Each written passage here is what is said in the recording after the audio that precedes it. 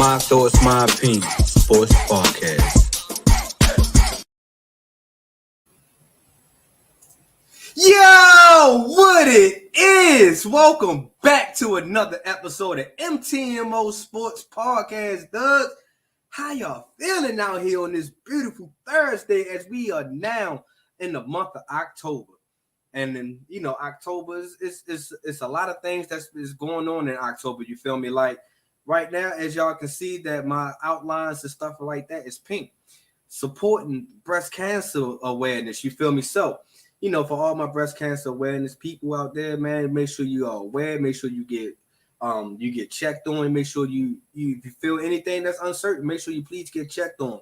Because the reason this is so important to me, because I have a special person that's now in her 11th year as a breast cancer survivor. So Miss Tamika McKnight, baby, I tip my hat off to you. I'm so glad that you was able to overcome and so far still being the head of this whole breast cancer disease and illness and stuff like that. So I'm so glad that you are able to still be here and still get on my nerves like you always do. You feel me?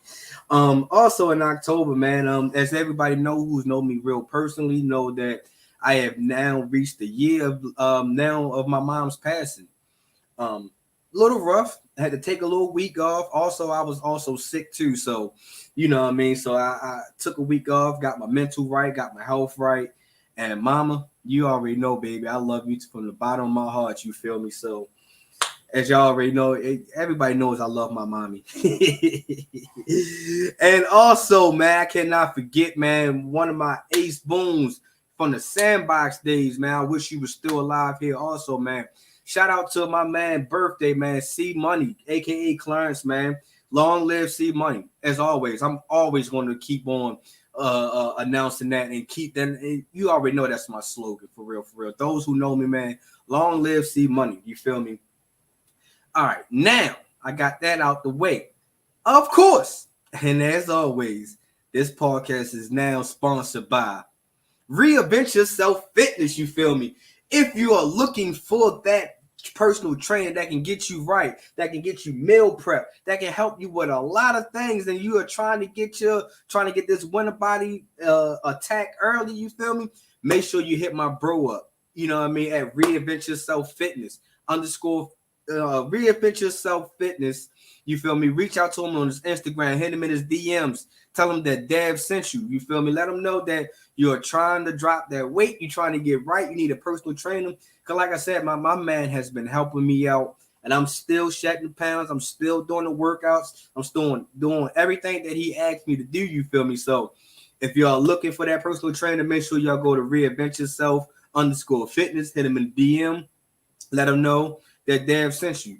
And I guarantee you, my man's going to get you right. You feel me? So this show should be very, very interesting. As always, I always try to give y'all the interesting topics. I'm trying to give y'all topics to make y'all kind of think outside the box just a little bit on the sports world. You feel me? So in this episode, you feel me, I will be talking about a new member has to leave a championship contender team, and he wound up getting traded to another championship contender team in the same conference.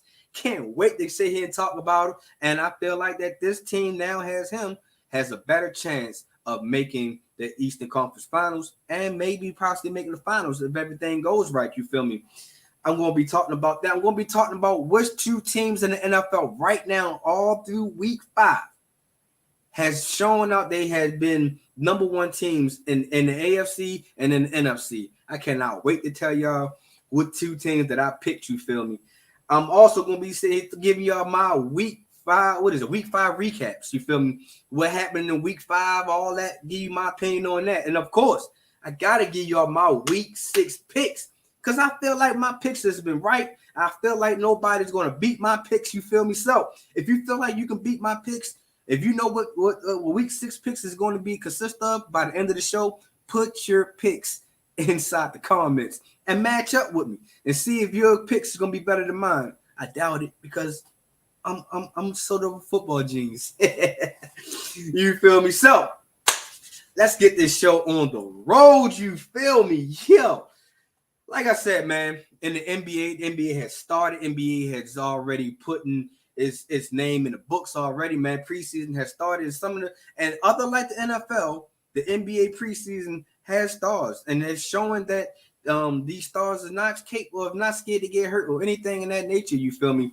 And which is going to come to be good for them because they won't have a sloppy beginning of the first week of the opening week, just like how the NFL was just sloppy. You feel me? But another conversation, another topic. So, as we all know, Dame Lillard has got traded to the Milwaukee Bucks, and for Dame to get the Milwaukee Bucks really had to let somebody go who I felt like they shouldn't have let go. I felt like that he was the main key part of that championship run that the Milwaukee Bucks had. You feel me? And I don't understand why Portland even went on here and traded him back to the Eastern Conference once he got traded for Dame. You feel me? I guess Portland said, you know what? We're going in another direction. We already got our young guards. We are fully invested in the guards. There's no reason to bring in another guard, which is smart, which I get. But with this guy, I would have thought twice about that. You feel me? So the Boston Celtics said, shit, why not? Everybody's trading them. We need a guard. We need a guard that can hold the rock. We need a guard that's going to not get too many turnovers. We need a guard that can bring it down and crunch time. So it does not have to be in Jason Tatum hands or Jaylen Brown hands the most. And you need a guy that can play both sides, not just offense, but he straps up on defense. One of the top primary defenders in the game, you feel me? And that person is Jrue Holiday and the Boston Celtics. I felt like the Boston Celtics had really put themselves in championship contention by just getting this one player. Now, don't get me wrong. Yes, they did lose Marcus Smart. They did lose Robert Williams. They probably not going to bring back Al Horford. But the key pieces that they have are Jason Tatum, who I wish that he can just carry his MVP candidate season all the way through the season, man. All the way, not just get to the halfway point. That's the one thing Jason Tatum gets me mad. In the beginning of the season, he is lights on. He's on fire. He's unstoppable. Nobody can really play Jason Tatum. But it just after that All-Star break, man, Jason Tatum kind of go flatline, dead a little bit. And you be looking like, God damn, dog, what are you doing? I had so much high hopes for you, you feel me? And you just let me down. Jason Tatum, he has everything. He is one of the best players in the NBA as we speak. But at times, like I said, he fade away like Jordan's jumper. Jaylen Brown, we already seen that, and there's some noise that he can't really go left. When he goes left, he has multiple turnovers. He's not as confident as he is going right. So now that we kind of figure out Jaylen Brown, now we need Jaylen Brown to step up a little bit more, and now we don't have to put Jason Tatum and Jaylen Brown on a premier offensive score. Now they got Jrue Holiday, and I feel like Jrue Holiday is the perfect guy for this team, and I think that Jrue Holiday can help the Boston Celtics get over that hump, finally beat Miami, can finally put away Milwaukee or somewhere in that nature. And I think that Jrue Holiday is that guy. And why is Jrue Holiday that guy? Because Jrue Holiday can average 19.3 points a game. That's what he averaged last year. And he finished 46th in the NBA. But that's, like I said, that's not really his strong suit. He can score. He can get you down. He can walk the defender down to the post and things like that. He can also shoot a little bit. So he's like a dual threat. Also, he averaged 5.1 rebounds, which put him 74th as an NBA star. And he's a guard. He's only 6'3", 205 pounds. We're not expecting him to be the rebound guard like a Russell Westbrook or anything in that nature. But he can show you that he can average 5 rebounds a game. He's averaging 7.4 assists a game, which put him 9th. Excuse me. Will push him 9th in the NBA, which means, he's in the top 10 assists. He can, like I say, he's not just a scoring point guard. He's just not a guard that's going to get cardio. My man gets work done, you feel me? And then with that work getting done, he's shooting 47.9 field goal percentage, which put him 65th in the NBA, which means that my guy is a top 100 player. If you look at all these stats, let's look at it one more time. 46, top 100. 74, top 100. 9th, top 100. 65th, top 100. He's a top 100 player. You know what I mean? The stats is really speaking for itself. So, like I said, now that you, like I said, I'm a big fan of Marcus Smart. I feel like Marcus Smart is a dog. It's a dog that you need on every team. That's why Memphis went on here and was like, yeah, we'll take a Marcus Smart because we getting rid of Dylan Brooks. So why not bring in Marcus Smart? And then you already know that Boston Celtics said, shit, then we losing Marcus Smart. We wasn't in the running for Dylan Brooks. So why not just go ahead and trade for Jrue Holiday, which I believe that was the great move for the Boston Celtics. So now that you get all this, we just got to see how things is put together. Because like I said, Jrue Holiday is not going to be the guy that says, yo, give me the ball. He knows his role. He knows how to play it well. He played it perfect right behind Giannis, the Greek Freak, and Milwaukee. Milwaukee, honestly, I think that Milwaukee would have never got that championship if Jrue Holiday would have never came in and put another spin to the Milwaukee Bucks. And I think that's what he's most definitely capable of doing once he get to Boston and once the season kicks in. But like I said, we're not asking him to take over the game, and I don't feel like Jrue Holiday is going to take over the game. Now, can Jrue Holiday take over a game? Yes. And when it comes down to crunch time and you need that bucket, you need that a guard that can get down in the post and it can get an easy bucket, Jrue Holiday can be that guard. And like I said, when it is now, because you gave up Malcolm Brogdon, you gave up Robert Williams. It is like, dang, you need Robert Williams because like now, who is your big? Are you really betting on Kristaps Porzingis to be your center, your big, your rim protector? The only thing about Kristaps Porzingis is that he can't really stay in the season too long. I think the highest he might have played is 60-something games. It's not bad, but we would like to see you hit that 70 mark. And that's the great thing about Jrue Holiday. He's not injury prone.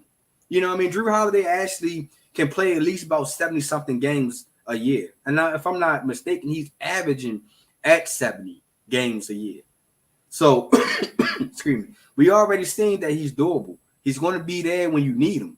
You feel me? Now, like I said, just putting the chemistry together, making sure that everything fits right in the scheme wise. And like I said, I feel like Jrue Holiday can be that guard that's going to say, I'm not worrying about me. This is a team effort. This is a team type ball. And like I said, Marcus Smart wasn't a bad guard, but Marcus Smart is not your point guard that you want at the end of the games.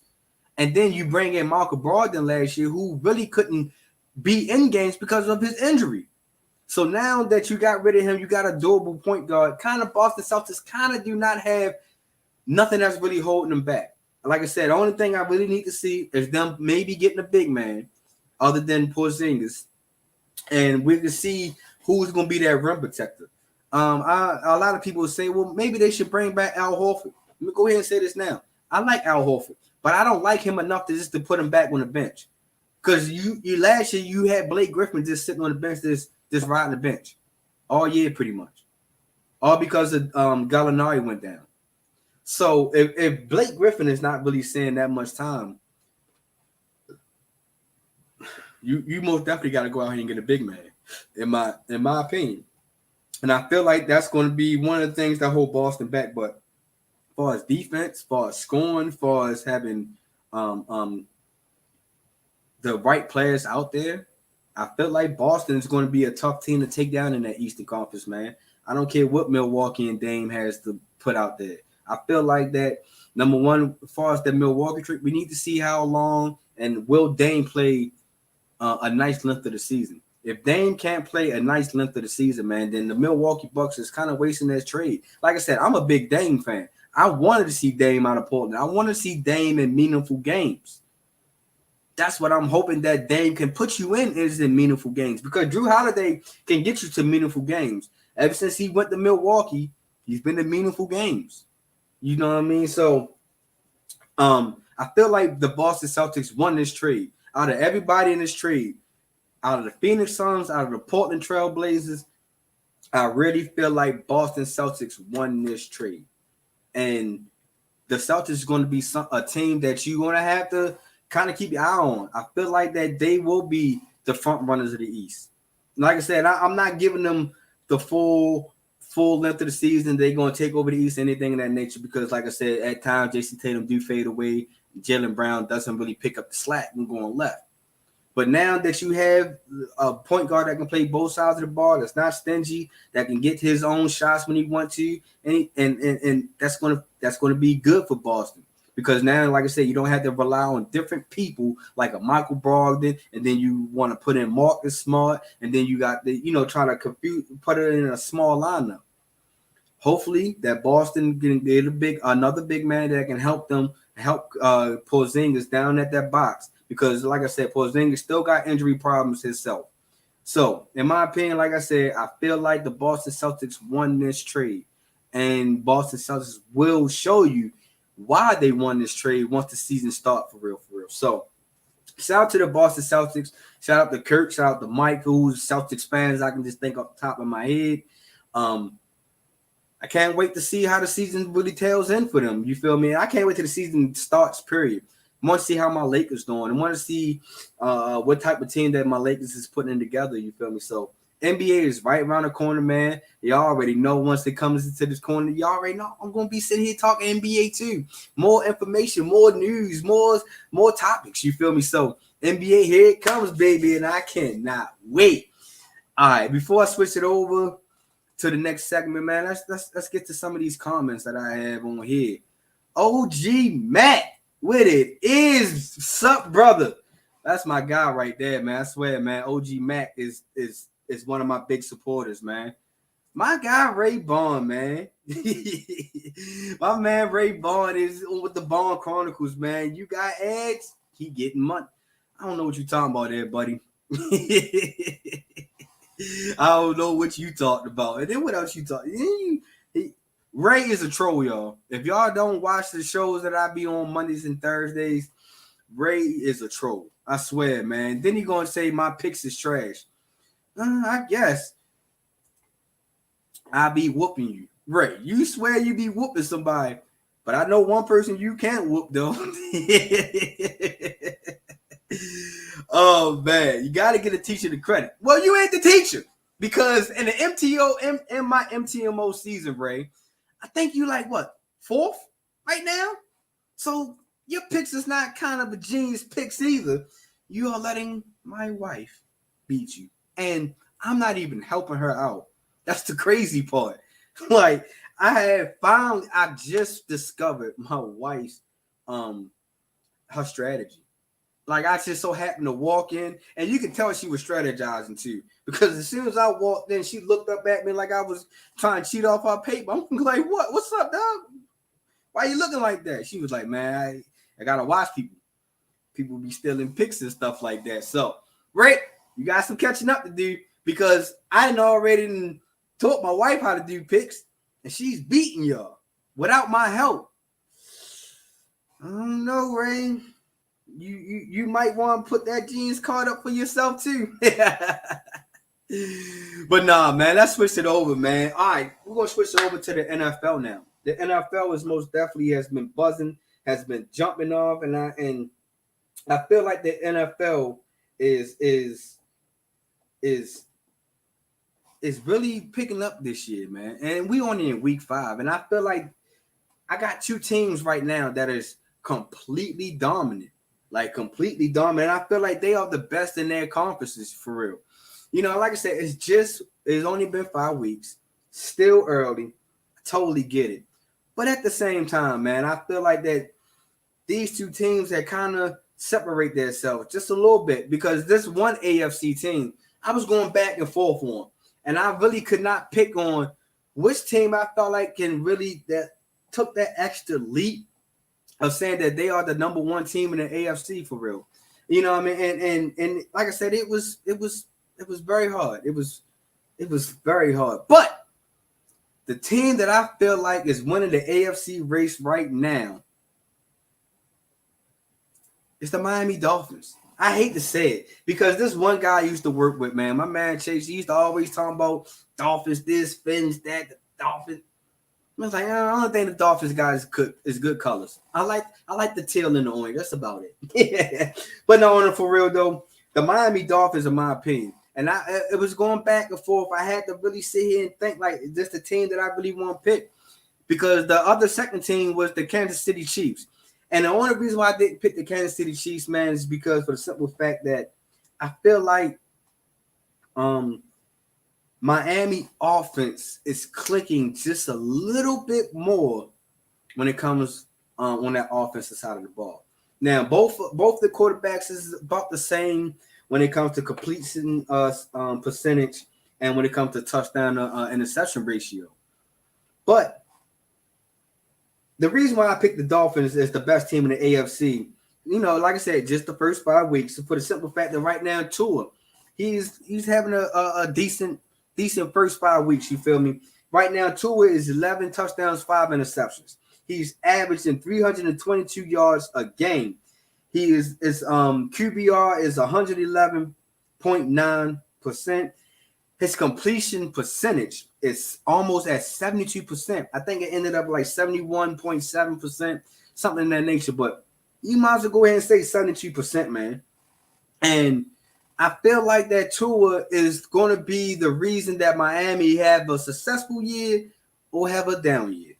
You know what I mean? We already kind of seen it from last year. When Tua was in the game last year, and at this certain same time, we seen that Tua was probably arguably lights out the best quarterback. And people was like questioning, like, dang, should we be putting Tua in this elite conversation? Should Tua be in this conversation with the Patrick Mahomes, the Tom Brady's, the Lamar Jacksons, the Aaron Rodgers, the Josh Allen's? We kept asking those questions. But then Tua had got those 2 concussion injuries last year, and it knocked Tua out. And then when Tua was pretty much out, we was all sitting here questioning, like, dang, is Tua that good? Is he that fragile? We started having a lot of these other questions about Tua. And then, once we got to the offseason, Tua kind of was like, well, I'm like half in, half out. I'm not 100% sure whether if I'm going to retire or really continue going with this season. And then, like I said, when you have second guess, you be like, I don't know, Tua, man. I don't know. You might not have a good year this year, nothing in that nature. But Tua wind up still having a decent year, even though he's coming off this concussion, and we still having these questions. And then that's what makes it. I feel like that's what separate Tua and the Miami Dolphins from the rest of the AFC team. Because I ain't even gonna lie. Before I go any further, I know people gonna be like, damn, you that's biased as hell. My Baltimore Ravens was 8 drop passes away for me picking them as the number 1 team. 8 passes, but they dropped those 8 passes. I can't go sit here and complain, can't sit here and whine. I whine on it on At the Bank. Y'all most definitely catch that episode this Saturday, as I'm sitting here gonna be talking about as the Ravens going over the pond to play the Tennessee Titans and how they fumbled that game against the Pittsburgh Steelers, man. But I feel like Tua is the Dolphins can go as far as Tua, and if Tua is healthy, and Tua is most definitely be able to put the Dolphins in good winning. And I can't find a word. If Tua keep putting the Dolphins in good winning position, the Dolphins can go a little further in the playoffs in the season. Because right now the Dolphins are the most explosive team in the NFL right now. They are averaging 36.2 points a game. They're throwing up hella points. You feel me? Because their total points is 181 total points. That's including touchdowns. That's including field goals. That's going to include if they got safeties or not. You feel me? But their total points is 181. Their total touchdowns is 24. They got 24 touchdowns right now. Their total first downs is 124 total first downs. So you know that Miami can really get the ball moving, and we already know how explosive they can be with their Eric Wilder, with the Tyreek Hill, with the Mostert as that running back. Miami can most definitely move that ball and get it up and down the field on the offensive side. Now, the defensive side, they are not that bad. You know what I mean? They got 8 sacks as a team. They got 2 interceptions. And this is all when Jalen Ramsey is not there. He's not back yet. He hasn't played this season due to an injury he has suffered during the offseason.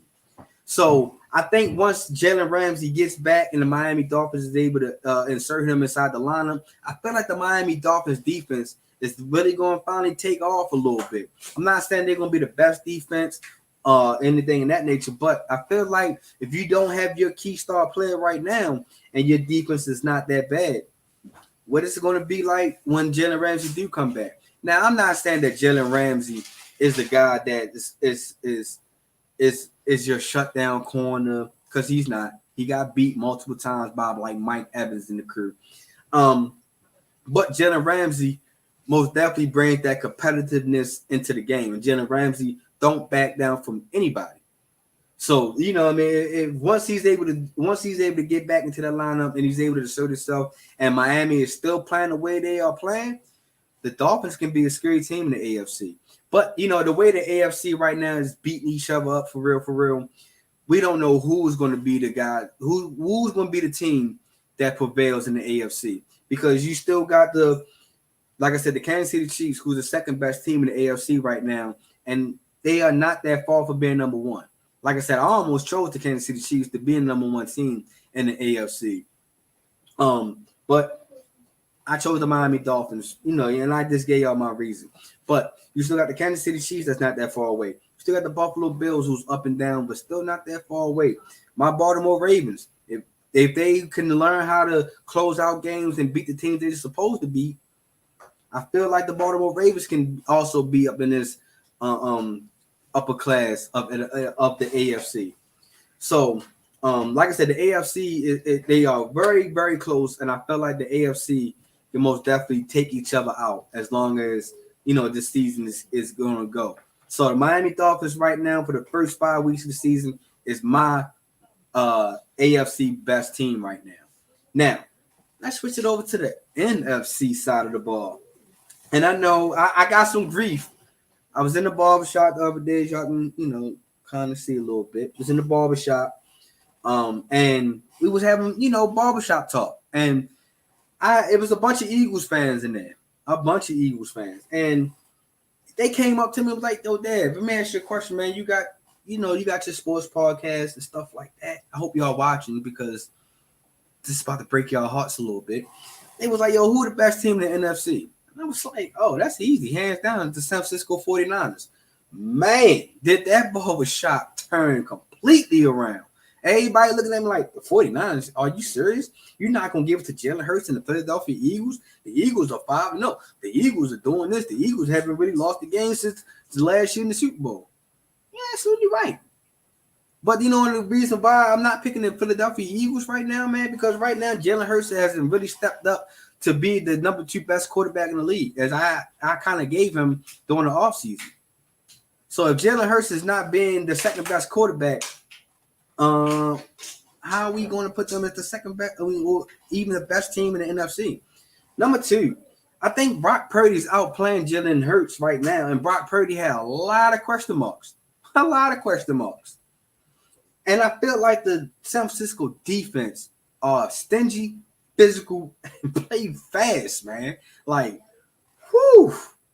And like, don't get me wrong, the Philadelphia Eagles most definitely is a team that you got to watch out for, and you can't sleep on. But my best team in the NFC right now is the San Francisco 49ers. I already alluded to, and this is a reason why I'm choosing San Francisco as my number 1 team in the NFC. Brock Purdy has 9 touchdowns and 0 interceptions. He's averaging 254 yards a game. His QBR rating is 123. His completion percentage, it's going to get everybody, 72%. And everybody was like, damn. And this is after having an elbow surgery last year when he got kicked out of the playoffs. All because he got hurt and, you know, his elbow wasn't all that good. So everybody had questions. Is Brock Purdy going to be the guy? Is Trey Lance going to be the starting quarterback? Or is they going to go ahead and just bring in Sam Darnold, and hopefully Sam Darnold can do whatever. Brock Purdy said, "No, dog, chill. I got this. I'm back. I'm here. I'm here to make the I'm here to put my name, or his name should be in the quarterback, one of the elite quarterbacks this year so far. And if he excuse me, if he continued to play the way he's playing, Brock Purdy might be getting himself inside that MVP candidate or offensive player of the year candidate. And that'd be dope." And you know, I mean, and like I said, the reason I picked the San Francisco 49ers because they are the second explosive team in the whole NFL. I just gave you one, the Miami Dolphins. The number 2 team is coming in the San Francisco 49ers. And the San Francisco 49ers are averaging 33.4 points a game. So they can put up points in the clips real quick. And that's why I felt like the San Francisco 49ers are the better team. Because like I said, they are able to put up points real quick. And it doesn't matter who the points come from. It can even come from CMC. It can come from Deebo Samuel. It can come from Brandon Ayuk. Or it can come from George Kittle. And all these players I just named are big-time players. You know what I mean? Ayuk is arguably showing that he can be a top wide receiver in this game. At least been number 1 wide receiver for the San Francisco 49ers. George Kittle, we already kind of knowing that he's a top 3 tight end in this league. So you can't sleep on George Kittle, even when George Kittle don't even play his best. And we already know what Deebo Samuel is, yo. Deebo. He's coming to take your chain. He's coming to take your bite, yo. That's who he is. He's going to make sure that you don't leave nothing. He doesn't leave nothing on that field. He's the guy that you can't take down on the first tackle.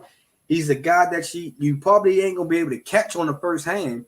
You know what I mean? So he's a dual threat. And then you got CMC, Christian McCaffrey. That guy is electrifying. He already has 8 touchdowns already. And Brock Purdy only threw 9. He threw 9 touchdowns, and you got CMC with 8 touchdowns.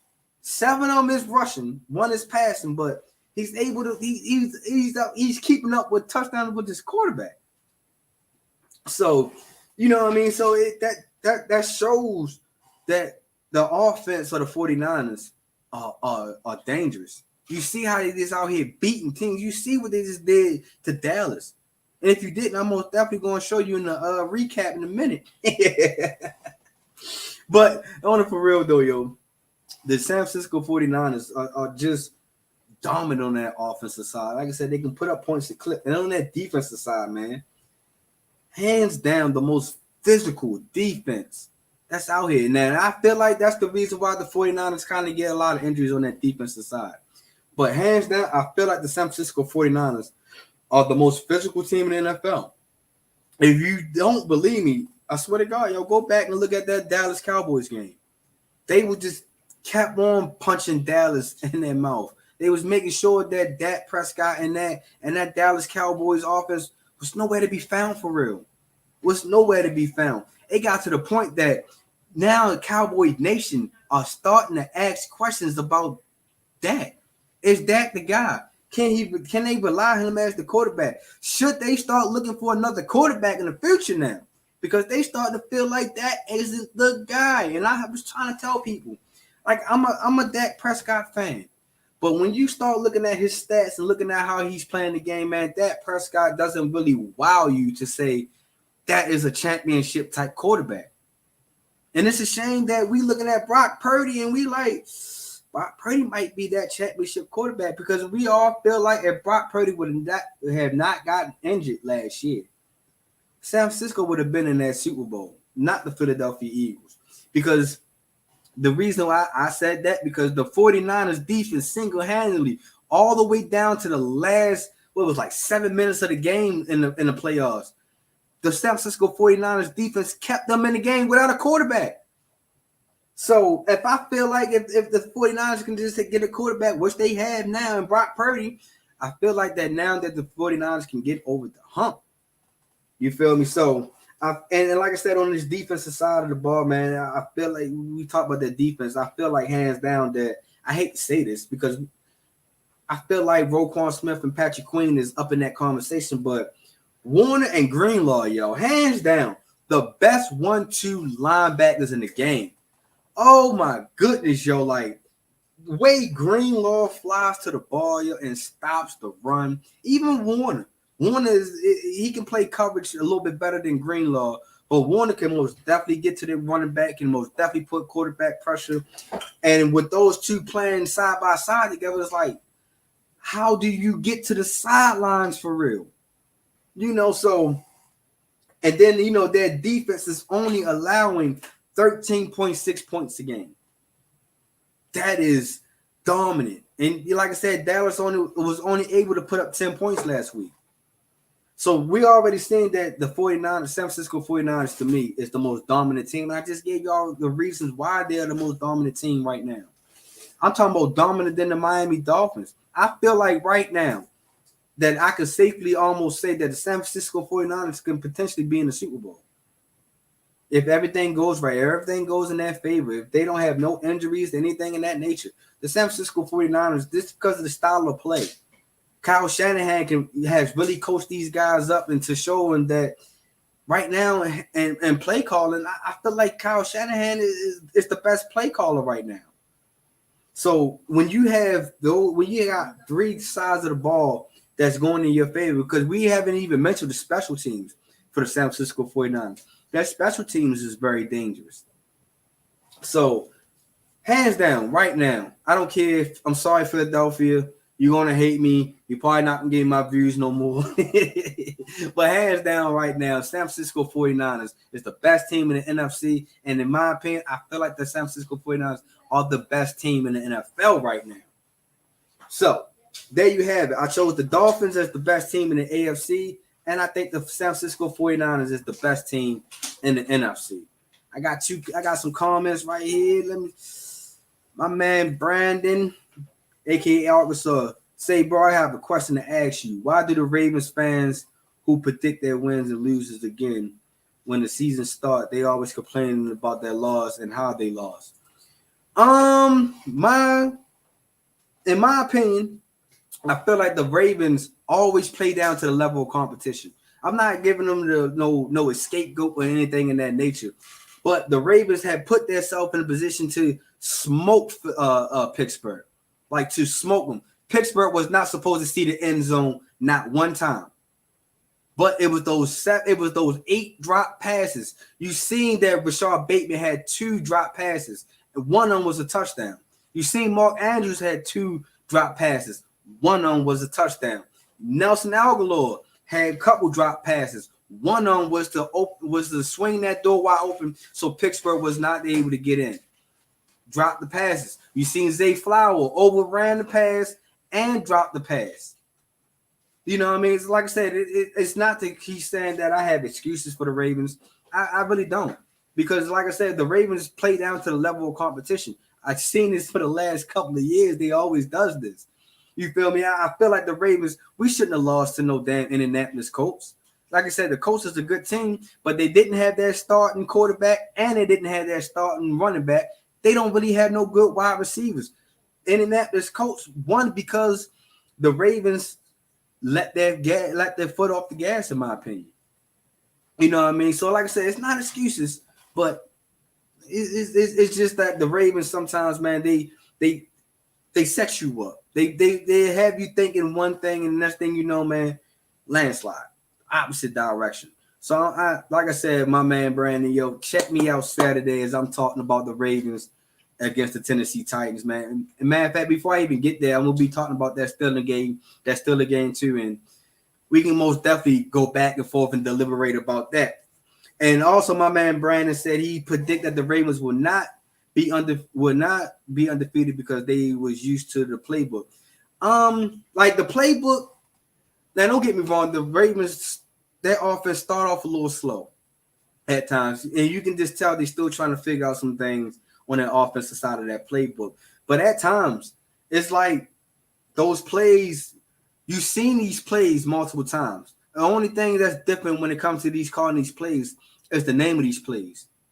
So I feel like the Ravens, because if you really look at it, Lamar Jackson is still having a good completion percentage. He's still throwing 71%. He's throwing 70% now. That last week kind of dropped him down. He's throwing 70%. So Lamar, he can show that he can flourish in the offense. It just seems like the offense just gets stale after a while, or they tried to do too much, like these cute plays or plays that Kansas City kind of do. You know what I mean? I feel like if the Ravens stay on to the script and is able to follow their own philosophy a little bit and not play down to the level of competition, the Ravens will be in a better position. You feel me? So, and like I said, I'm not saying that the Ravens are a superior, better team than the San Francisco 49ers or the Miami Dolphins. But I felt like if the Ravens was able to take care of business against Indianapolis Colts and against the Pittsburgh Steelers, they arguably, because their defense is top 5 defense in this league right now. You know what I mean? Even with the drop passes, the offense has significantly changed from bottom of the barrel to at least midway of the pack. So it's like you've seen the progression that the Ravens have. They just got to finish the games. That's all I'm saying, Brandon. You feel me? All right. Now let's go ahead. Let's get to Week 5 recap real quick, man. Week 5 was a little crazy. Week 5, we had the Bears and the Commanders, and the Bears beat the Commanders 40-20. I felt like the Commanders really went to sleep on the Bears on that game. I felt like the Bears had a game plan. They stuck to it, and Washington wasn't there. That front seven didn't show up, in my opinion. And I don't know what else to say about the Commanders, man. Sometimes they keep saying they're a quarterback away. They keep saying that they're a coach away. They want to fire Ron, bring in Eric Bieniemy as their head coach. I feel like Washington is going to be an up and down team. The Pittsburgh Steelers and the Ravens, man. As I just alluded to, the Steelers had beat the Ravens 17-10. I felt like the Ravens did not really close the door on them. The Steelers had no type of offense, no type of rhythm going in until it was late fourth quarter when George Pickens finally got that touchdown reception over Marlon Humphrey, which I feel like Marlon Humphrey shouldn't have been on Pickens. I understand the competitiveness. I understand that your pride. But if me as a defensive coordinator, I wouldn't have put Marlon Humphrey on Pickens, not Marlon Humphrey first game back. I would have put Brandon Stevens on him. Brandon Stevens is a dog. I would have lived with that decision. The Falcons and the Houston Texans, man. The Falcons got that one 21-19.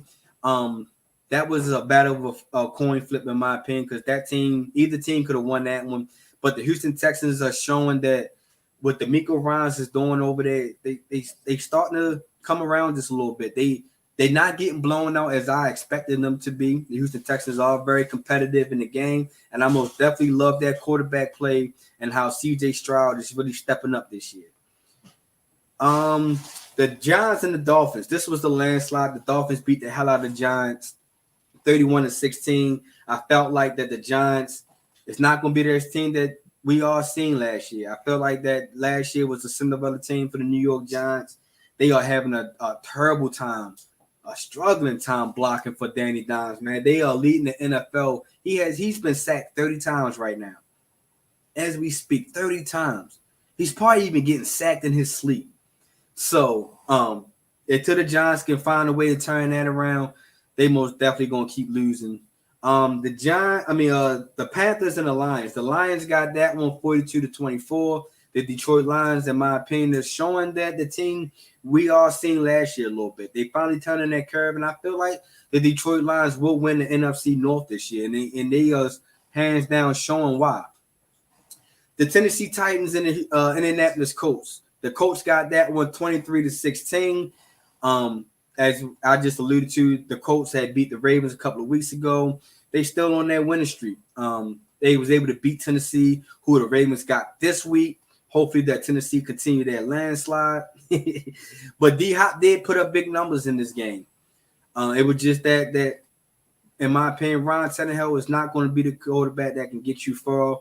It's going to be the quarterback that can get you deep into the playoffs, or the quarterback that's going to even have you thinking that he is a Super Bowl contending quarterback. He's just not that guy. Excuse me. I just feel like the Tennessee Titans is just going to have an up and down year also. The New Orleans Saints versus the New England Patriots, and the New Orleans Saints beat the hell out of the Patriots, man, 34-donut. And I feel like the Patriots has a lot. They got a lot going on. They questioning if Bill Belichick is as great as coach as he is. His time is up. Should he still be the GM also because he's not bringing no talent? Then you got you want to blame Mac Jones, but then when you look at Mac Jones and his offensive coordinator, it's like, dog, I see why Mac Jones is having a struggling year. So I think that the New England Patriots, as I alluded to all my Patriots fans, that they was going to have a shitty season. Is this not all blaming on Mac Jones? You got to also kind of blame it on Bill Belichick. You got to also blame it on Robert Kraft. You got to blame it on that whole organization. Since Tom Brady left, they haven't been all that good.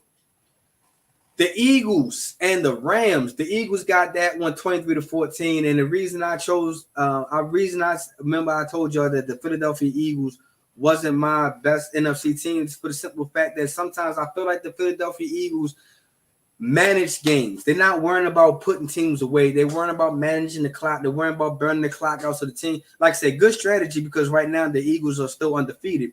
But I feel like the Eagles, for them to take that next step, for them to actually be considered as a high-powered team, in my opinion, you got to involve A.J. Brown and Devontae Smith a little bit more.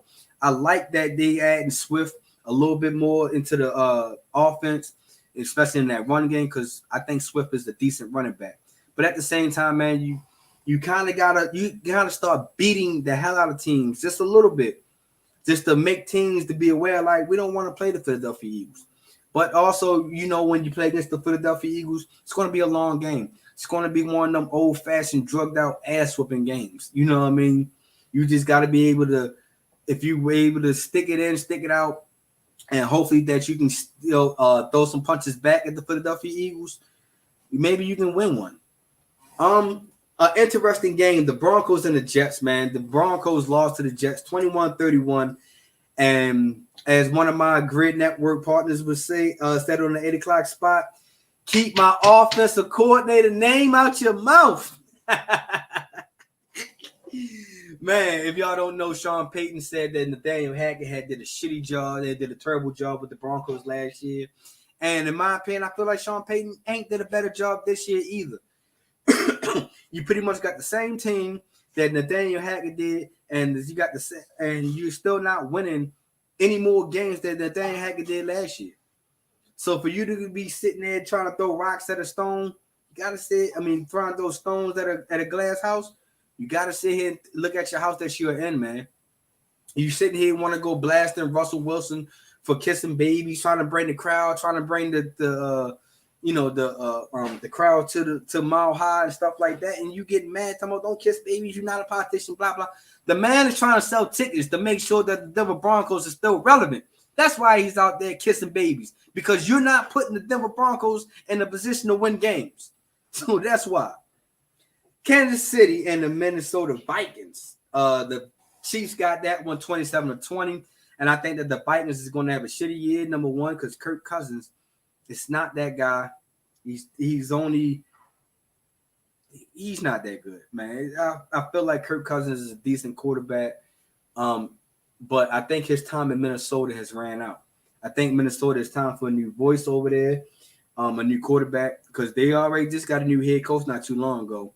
So I think that this head coach is probably going to find a way to bring his own quarterback in, because you don't want to waste too many years of Justin Jefferson. You just don't want to waste too many years of that. So I feel like Kirk Cousins' time in Minnesota is about to run up. And now that you're about to really see that Justin Jefferson is not going to be able to play for the next couple of weeks due to a hamstring injury. So now Kirk Cousins is pretty much all in his own. Can Kirk Cousins lead a team? Man, that's the question we're about to see. Another game was the Bengals and the Cardinals. And the Bengals got that one 34-20. And I feel like the Bengals might be on their way back. Jamar Chase was able to snag down 3 touchdowns from Joe Burrow. And Joe Burrow was able to make sure that his calf didn't really bother him. So we got to most definitely keep an eye on the Bengals. The Cardinals, man, they just been playing hard. Behind Josh Dobbs, man, they just been out here balling, showing that they can potentially be a decent team. Because a lot of people slept on the Cardinals. Nobody believed in the Cardinals. Nobody thought that the Cardinals would be even competitive. But if you look at the Cardinals just beat the Cowboys not too long ago. The Cardinals was in every game that they was in this year. So no team has really was able to blow them out. Not just yet. You never know, things might can change, but the Cardinals is out there putting in work a little bit. The San Francisco 49ers and the Dallas Cowboys, this is pretty much like the game of the week, man. And everybody was waiting to see if the 49ers can really show superior to the NFC. And can the Cowboys really be the team that can really answer to the 49ers? Can the Cowboys get over that hump? And the question was no. We've seen the difference of levels of these two teams. We see that one team is pretty much, and through this first 5 weeks, are a Super Bowl contender team. The other one is just a team that you can coast throughout the regular season, but once you get into the postseason, you might don't want to count on them. You might don't want to pick them. I'm sorry, Locked In Sports. I'm sorry, Barry. I'm sorry, everybody else that's on the Grid Network. That's a Cowboys fan, Cowboys fan, all of y'all. But I'm going to sit here and tell y'all, the Cowboys won't. They'll make the playoffs. They won't go too far. They are not a Super Bowl contender team. Dak Prescott is not a Super Bowl contender quarterback. It's just like a lot of things is trickling. I'm not going to say what I normally. Well, I am going to say what I normally say. As long as Jerry Jones is your owner, y'all cursed. Y'all cursed. I'm not going to say that y'all would be cursed to keep getting injuries and stuff like that because I don't wish injuries on anybody. But as long as he, as y'all owner, GM, and all this other stuff, the Cowboys are cursed. I felt like the Cowboys, I said this many years ago, and I'm going to keep saying it. Jerry Jones sold his soul for that 90s Super Bowl. And he ain't getting that soul back. So,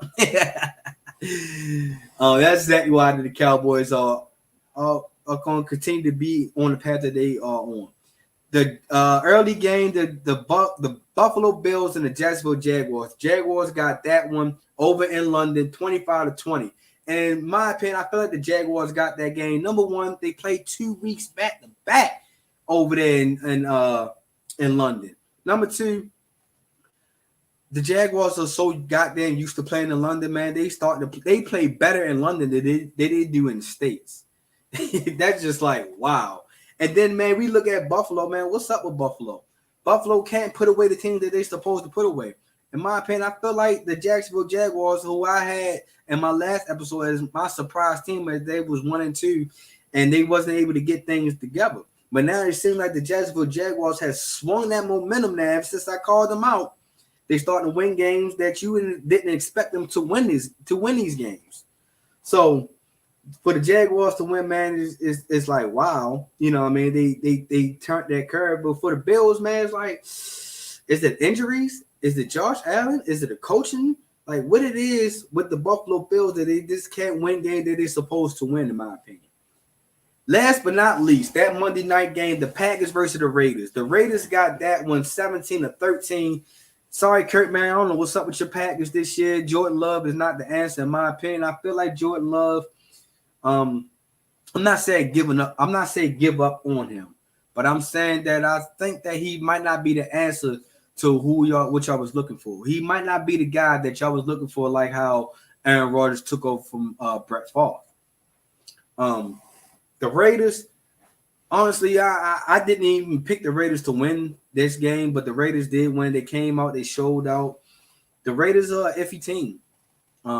If you get a chance to go ahead and pick with them or pick against them, man, you gotta choose wisely against the Las Vegas Raiders, man. You never know what team you're gonna get. So yeah, that was my recap of Week 5, man. Like I said, Week 5 was very interesting. We seen some games that was like wow, and we seen some teams that's like, what are you doing? Why? What's going on? You feel me? All right, before I give y'all my picks real quick and wrap this show up, I have another comment. I'm not knocking the Ravens. I've been a Ravens fan since '97. My man, that's what I'm talking about. We need more Ravens fans out here. No, but on the for real though, the Ravens, man, they just play down to the level of competition. If they play a little bit better, man, hopefully they play better on Sunday morning. things can get a little bit better for them. All right. Before I let y'all go, I gotta give y'all my week 6 picks. You feel me? And like I said, y'all seen my man Ray was in the comments. He said my picks is doo-doo, not that great. Anything in that nature. My picks is trash. Let's see how these picks go this week. So, for this week, for the Thursday night game, for tonight's game, I'm going with the Kansas City Chiefs over the Denver Broncos. Denver Broncos, doo-doo. Not putting no more faith in Sean Payton or Russell Wilson. It's just done. For the Baltimore-Tennessee game, of course, I'm going to go Baltimore. I'm going to give Baltimore another shot, man. I feel like Tennessee is not having a great year, and I don't really believe in Ryan Tannehill, and hopefully our defense can really step up and show out this week as they've been doing the previous 4 or 5 weeks. You feel me? So I take Baltimore in that one. Washington, Atlanta. I'm going to take Washington. That was a game I don't know, because I don't know which Washington team is going to show up. Is it going to be the Washington team from a couple of weeks ago? Is it going to be the Washington team from last week against the Bears? We should find out. Chicago and Minnesota. I'm going to choose Chicago on this one. I like I told y'all, against Minnesota, I don't think Kirk Cousins is the answer. And I feel like the momentum that the Bears are on, I feel like they can carry that over to Minnesota. Cincinnati and Seattle. I'm going to take Cincinnati. I think that Joe Burrow and the Bengals are semi-back. If they're not fully back, I think they are good enough to beat the Seattle Seahawks. San Francisco and the Cleveland Browns. Do I need to say this answer? But since I'm going to anyway, I'm going to pick the 49ers. I feel like the 49ers will wallywomp the Cleveland Browns, man. So there ain't going to be no contest there. Miami and Carolina. I feel like Miami is another high-power offensive team. Will put up big offensive points against Carolina. Carolina is not the team that I thought they was going to be by putting some key pieces around. What's the young quarterback name? Bryce Young. But right now, Bryce Young is looking real young. You know what I mean? They saying that his height is really bothering them. We shall see as this career goes on, as the season goes on, for real. So I got Miami in that one. Detroit and Tampa Bay. I'm going to take Detroit in this one. I feel like Detroit is the better team. Jacksonville and Indianapolis. I'm going to take Jacksonville. Even though Jacksonville is coming home to Jacksonville, hopefully they can keep that same momentum that they had over in London. New Orleans and Houston. I'm going to go with Houston. I'm going to gamble on this one. This was my gambling pick. I think that Houston is the team that people are going to sleep on. A lot of people hasn't really woken up and seen how C.J. Stroud and DeMeco Ryans has really put together this team. So I'm going to go ahead and choose the Houston Texans on this one. The New England Patriots versus the Las Vegas Raiders. I'm going to go ahead and choose the Raiders because I don't have no faith in Bill Belichick and the New England Patriots. And this is probably going to be the game that they get back. But I still don't believe in the Patriots for the simple fact what the hell happened last year when they tried to throw the ball back down to the quarterback and Tyson Chandler got the interception and took it to the house. So I'm going to just go ahead and choose Las Vegas on that one. The Arizona Cardinals and the Los Angeles Rams. This was a tough game and another gambling game for myself. And my gambling ways told me to go ahead and choose the Arizona Cardinals because for the simple fact that the Arizona Cardinals, you can't sleep on them. They are never out of games. They playing good behind Josh Dobbs. And the LA Rams are just up and down. Haven't really watched their Rams game yet this season. But from the games that the highlights that I've seen, it seemed like the Rams hasn't really picked back their spunk yet. So I'm going to go with the Cardinals. The Philadelphia Eagles and the New York Jets. I'm going with the Eagles on this one.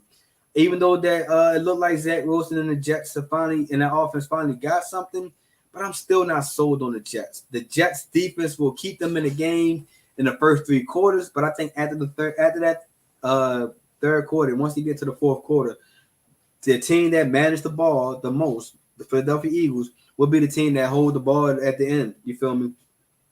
The Giants and the Buffalo Bills. I'm going to take the Bills on this one. I don't believe nothing in the Giants. I think the Bills will have a bounce back. They shouldn't have lost last week in London. So I feel like that Buffalo will get their game back. And The Monday night game. This was a hard game to choose also, man, between the Dallas Cowboys and the Los Angeles Chargers. This was tough. It was real tough because the Cowboys is going against their old offensive coordinator. You know, the Chargers is still having an up and down season. Hasn't really shown that that they are the team that you should be really scared of with all the weapons that they do have. But I feel like I'm going to go with the Chargers for the simple fact Kellen Moore knows what the Dallas Cowboys defense is capable of doing and what they are capable of calling. And then them not having Diggs is very big. I feel like once they lost Diggs, man, that Dallas defense is kind of this took a step back. I still believe in Michael Parsons. I still feel like Michael Parsons is a force that you just gotta keep your eye on. But I also don't believe that Michael Parsons is the guy that can just take over the game by himself. I feel like that the Cowboys' best defense is team defense and not just a single defense. So there you have it. There go my picks. Kansas City, Baltimore, Washington, Chicago, Cincinnati, San Francisco, Miami, Detroit, Jacksonville, Houston, the Raiders, the Cardinals, the Eagles, the Bills, and the Chargers. So like I said in the beginning of the show, if you feel like your picks is gonna be better than mine, you feel like your picks is different, put it in the comments. You feel me? And tell me who you pick, who you like. And it's week 6, and you know what I mean, we can match up and see who has the better picks, you feel me? So once again, man, I appreciate everybody who tuned in, who commented, who's gonna eventually tune in or whatnot. You feel me? I appreciate y'all, man, because like I said, I'm still striving to get to that 1,000 subscribers. So please make sure you like, share, subscribe. Tell a friend who can be a friend, who can possibly want to be a friend. That MTMO Sports Podcast is the dopest podcast show out here right now. And it's going to give you the news, the funny news also. So make sure y'all go out there and let them know that MTMO Sports Podcast is still trying to reach 1,000 subscribers. And also, man, make sure y'all go out here and check out my network, the Grid Network. You feel me? That'll be different. You want to hear something different than these regular analysts or these other podcasters who really is not putting in all that work to give you good stats, to give you good news, to give you in-depth and give you the graphics and stuff like that. That'll be different. Come to the Grid, you feel me? I guarantee you coming to the Grid, you will have different shows, different opinions, and you'll have great content. You feel me? So make sure you check out my guy, Carving It Up with Bryson. Make sure you check out All Even podcast. Make sure you check out Clutch Sports Talk every Sunday, 11 Eastern Standard Time. Make sure if you're in the MMA, make sure you check out Outside the Cage. If they sit there and kick out all that great facts that they got over there. Basketball season is coming up. If you're a Laker fan, make sure you join into the forum. You feel me? Check out my man Patrick as he give out those Lakers stats and those Lakers news. You feel me?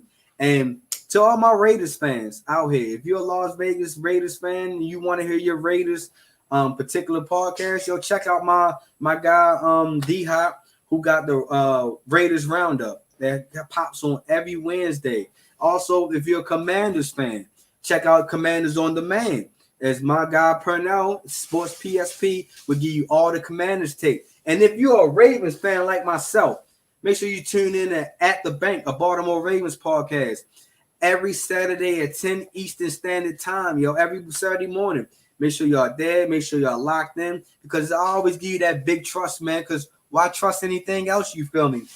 So there you have it, y'all. I just gave you great shows to look out for and to actually watch. And like I said, great content, great creators. So that'll be different, you feel me? So there you have it. Oh, before I go, shout out to my favorite ladies, Locked In Sports. They just dropped another episode that just passed. That just dropped. What's the day? Thursday. I think they dropped like Tuesday or Wednesday. Make sure y'all go check them out, yo. They got dope shows. If y'all want to hear the females' point of view, get the wine and all that, yo, check out my favorite ladies, Locked In Sports, LOCND Sports, you feel me? Make sure y'all go tune in and check them out, yo. So, there you have it. That's all I have for y'all, man. Like I said, I appreciate everybody that tuned in. Make sure y'all run this 1,000 subscribers up, you feel me? Because I'm trying to get there, and I won't stop until I get there. Even when I do get there, I'm still not going to stop, you feel me? So, I make sure y'all check me out Saturday on at the bank. Make sure y'all tune in to every other Thursday when I come back here to give y'all that general sports talk, you feel me? So, I catch y'all when I catch y'all, and I see you when I see you. Peace.